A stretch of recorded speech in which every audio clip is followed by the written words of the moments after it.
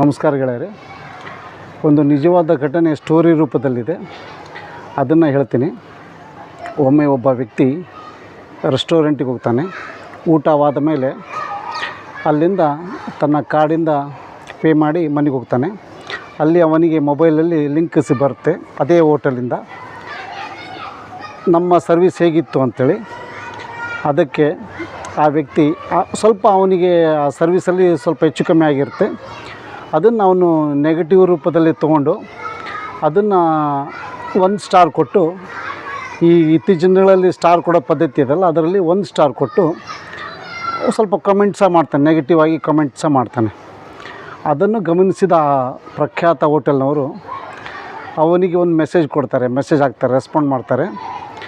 ಆಯಿತು, ನಮ್ಮ ಕಡೆಯಿಂದ ತಮಗೆ ಸ್ವಲ್ಪ ಇನ್ಕನ್ವೀನಿಯನ್ಸ್ ಆಗಿದೆ.